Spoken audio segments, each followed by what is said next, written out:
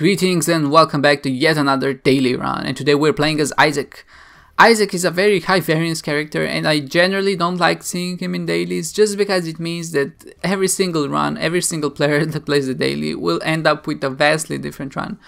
It happens already on non-Isaac runs when you don't have the D6, and runs can end up becoming so different just because someone finds a secret room you don't find, or just rerolls an item that you can't. That you don't reroll because you like it or whatever, and things like that end up happening then that vastly make the differences in different runs, and that just kind of increases the variance a bit and kind of decreases the skill ceiling, I guess. But at the same time, there's a lot of thought that goes into what you're gonna reroll and how you're gonna reroll it, so in a way it kind of increases your skill on the long run if you optimize well. But at the same time, on the short run, it increases variance. So that's just not something kind of what you want to do. But that's how the game is. Imagine if the D6 would be like a 3-room item charge. Then it would be, then it would be even worse. Just because then not only would which items you reroll would impact how the run goes, but it would also impact in which direction you go to start. And I feel that when you get to that level, when it's kind of important or luck based on which direction you go from the starting room, and that kind of dictates how well your run goes, I think that steps into that territory when it becomes unfair and not really a measure of skill anymore, but like a measure of luck. Our first boss here is Ragman, and you never like seeing this guy on the first floor just because he's so tanky and so annoying with his spiders. The general strategy is just whenever he detaches his head, just start shooting it. Isaac has enough damage that he's able to kill the head, but as soon as Ragman detaches it, you have to start shooting it, and you can't miss a single shot, because if you do, you're not going to deal enough damage to kill it.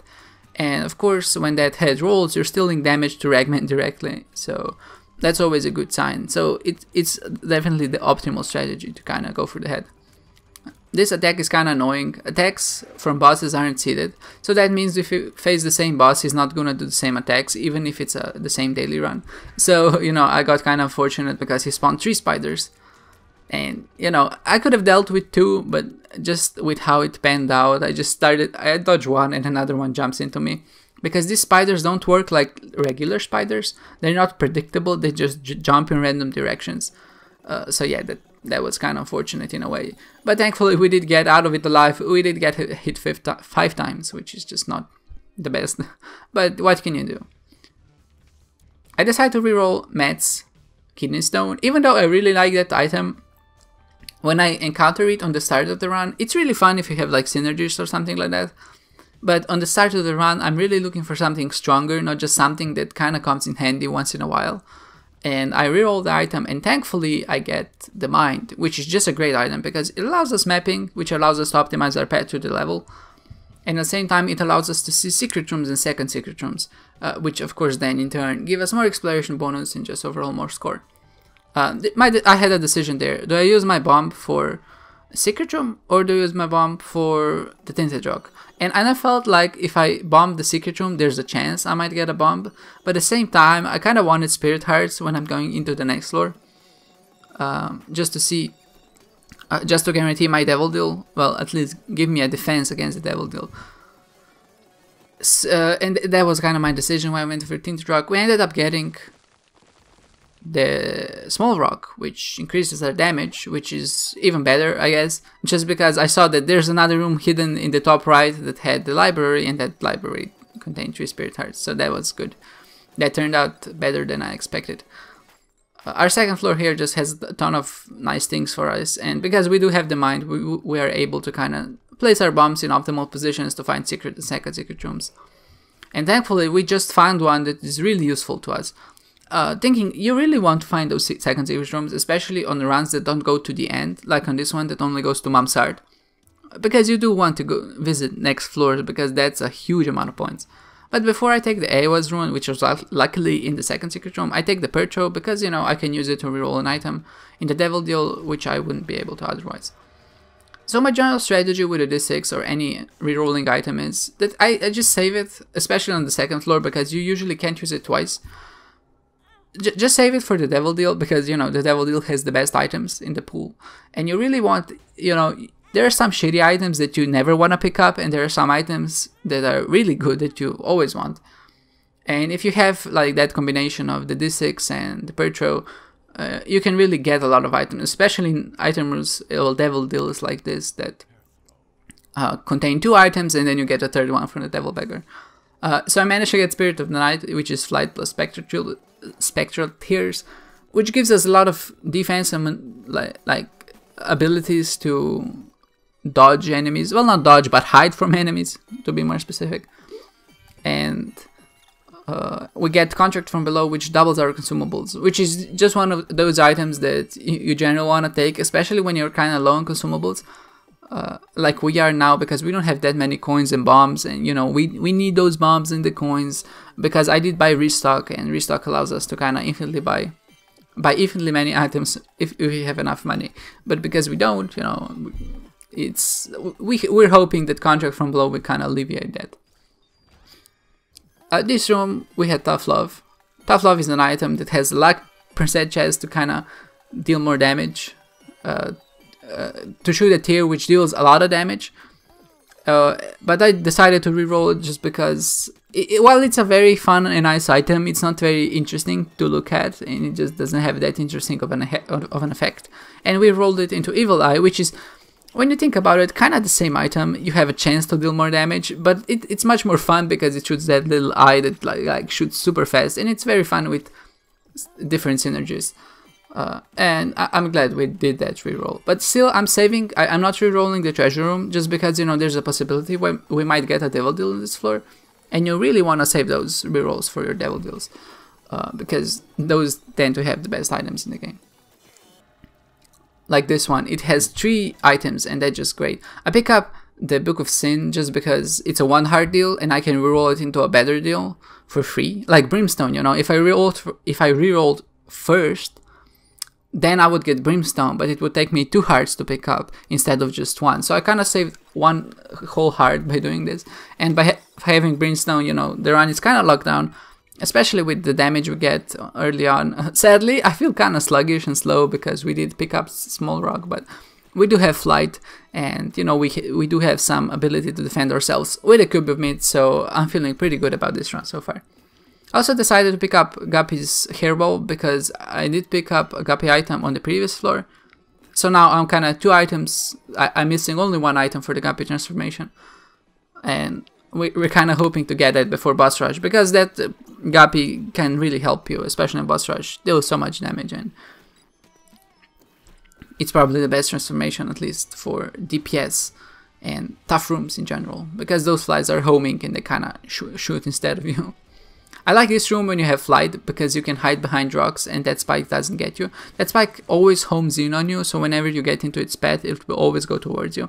And these daily deals are super lucky and super great, because I mean daily deals, devil deals. I guess they're daily deals in a way, but devil deals, just because we got 3 of them and all of them contained 2 or more items, which with Isaac is like one of the things that can help the most. It's possible to get a daily run which doesn't have any daily deals, and that's just, you know, really unfortunate in general, because that, you know, I feel like a lot of the strategy in Isaac relies on you getting those devil deals if you want to get strong.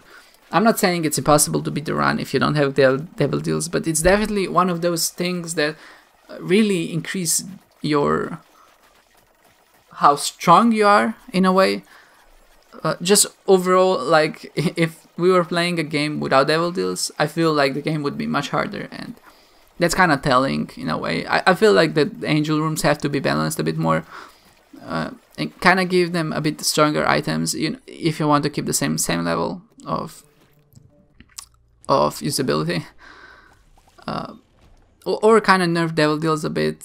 I know they were nerfed a little with Afterbirth, I think, just because you have some of those useless rooms that don't contain anything or contain just a few chests or something like that, and that's okay, you know, it kind of brings the balance down a little.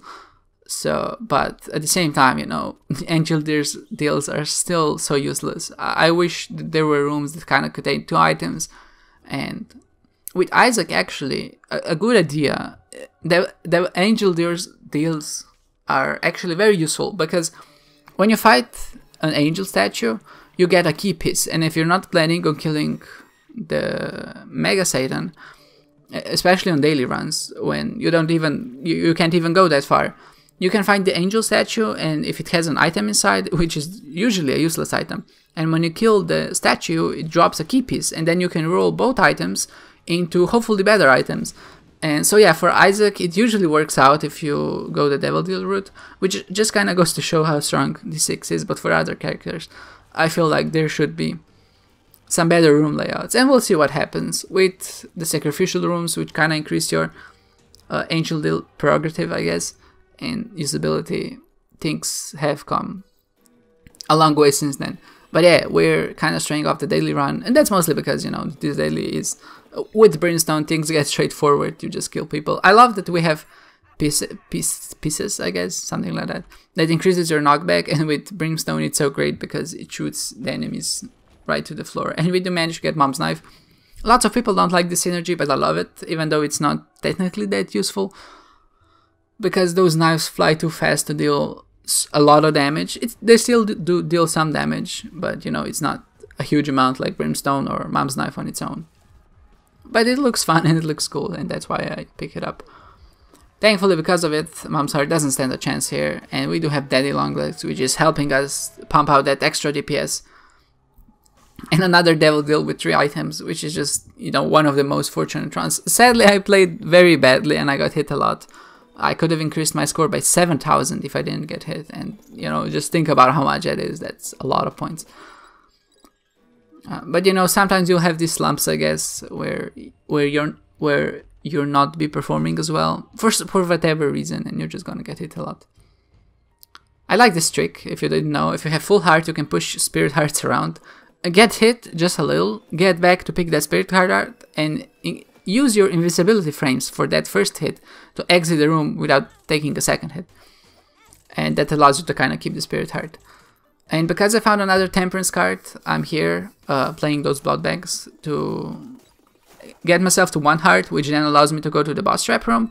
But at the same time, because we have the Polaroid, I can pick up a half a heart and then use my Polaroid invisibility to play the card, well, play the blood bank a bit further. And this just allows us, you know, to amass some points, coins, things like that. And you can see me always going back to pick up only 1 heart, because that then of course triggers my shield.